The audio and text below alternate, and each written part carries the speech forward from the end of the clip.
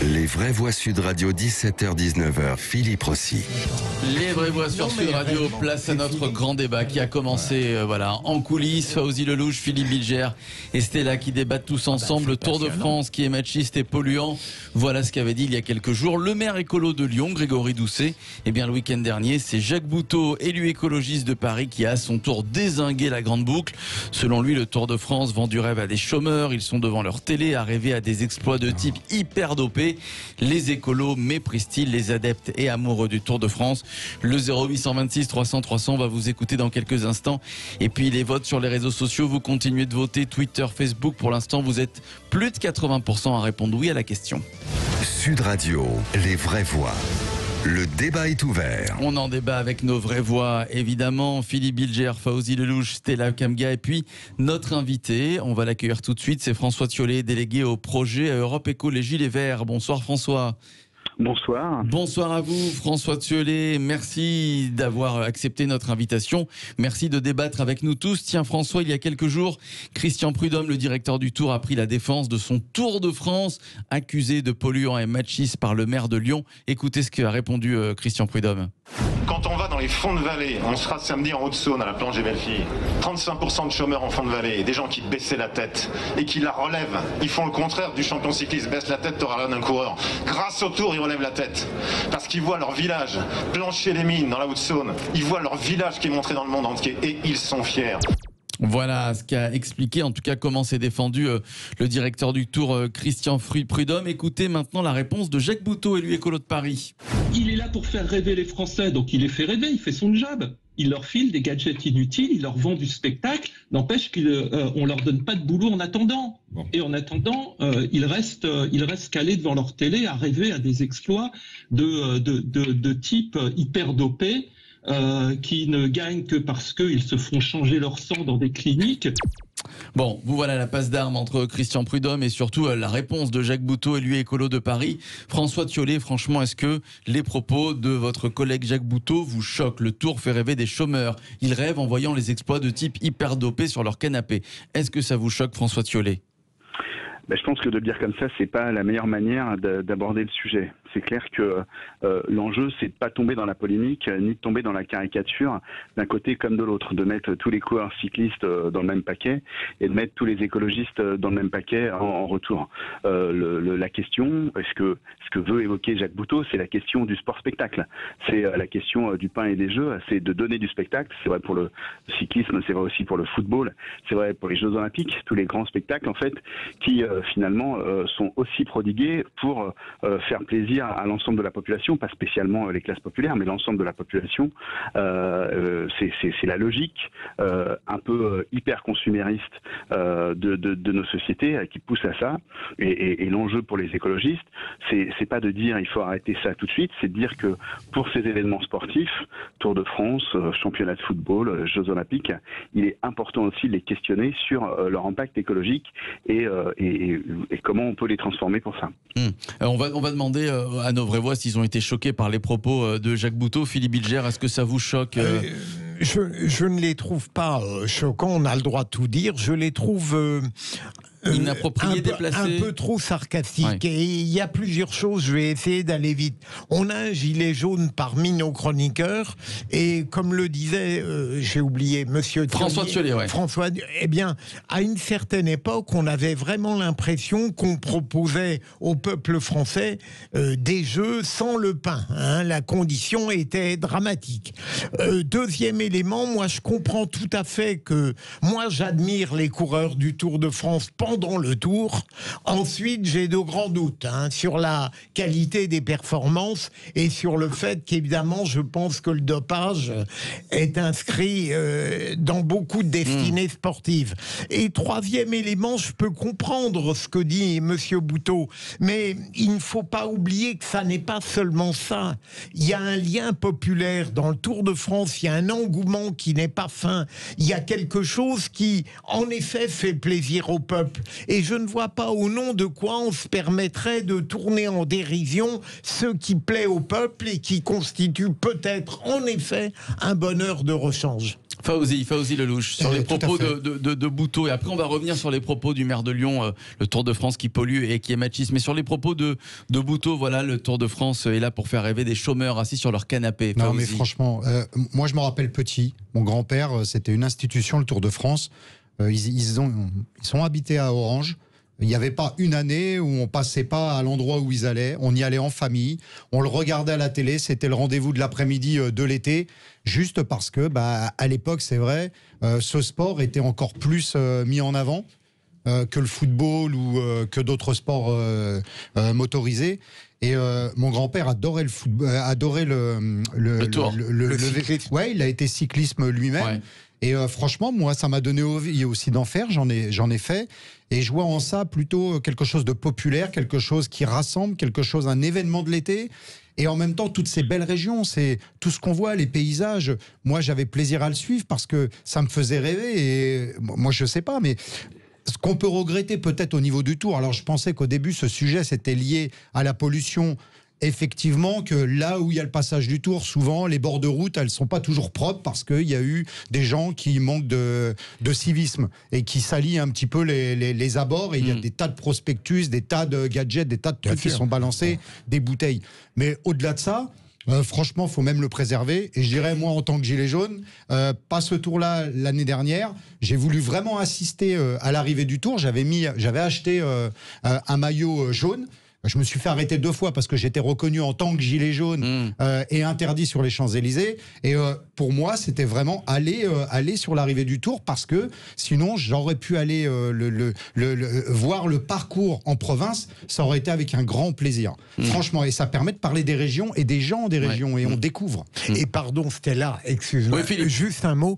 Il est assez paradoxal de reprocher au Tour d'être machiste le jour où, durant l'année, où il a décidé de supprimer lors des victoires la présence de 2 très belles filles et d'en mettre une seule accompagnée par un homme sur le podium.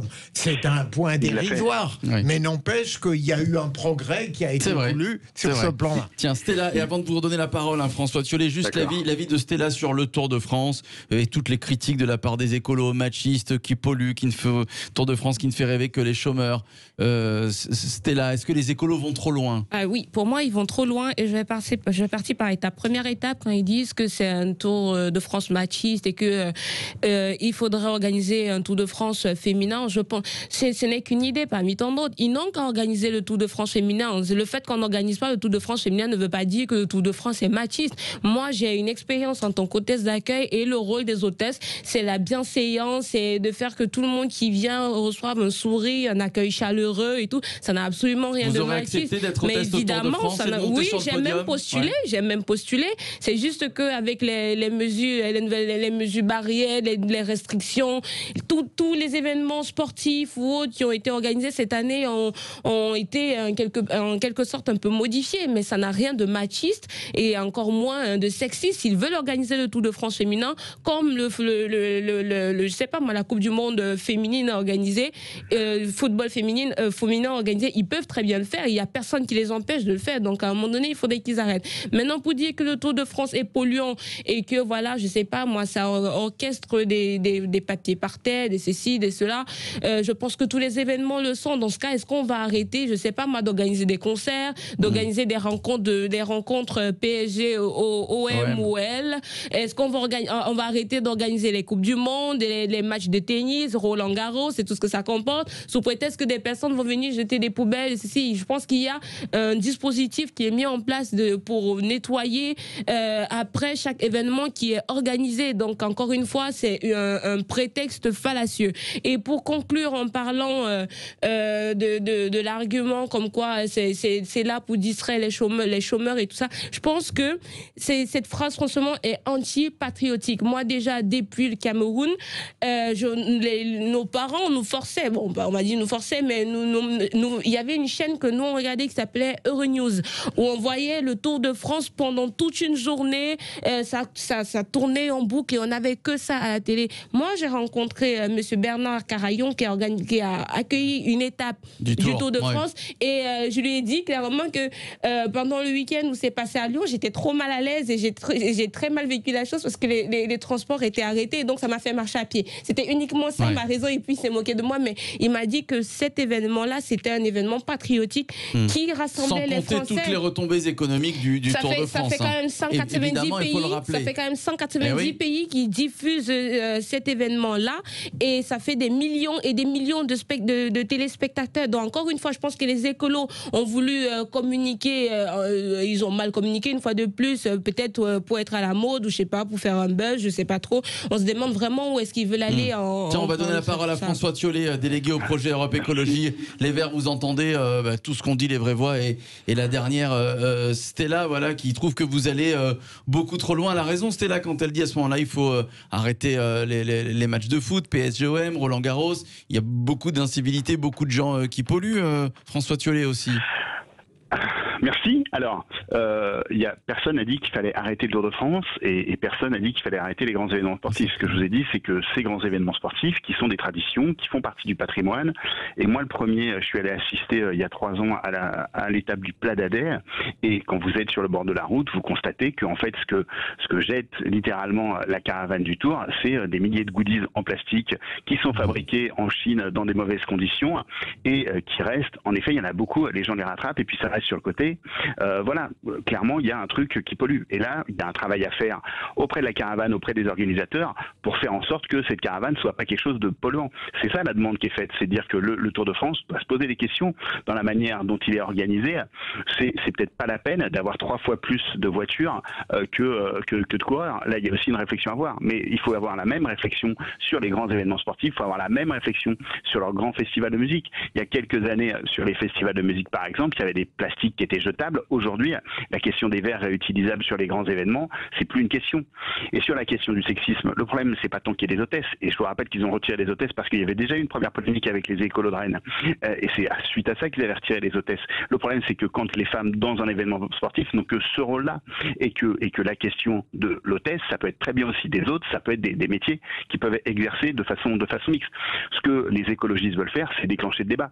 Ce qu'a fait le maire de Lyon, Grégory Doucet, c'est d'emblée, il a discuté, il a décidé d'avoir un budget qui soit un budget à paritaire. C'est-à-dire qu'en termes de sport, il va donner autant au sport masculin qu'au sport féminin.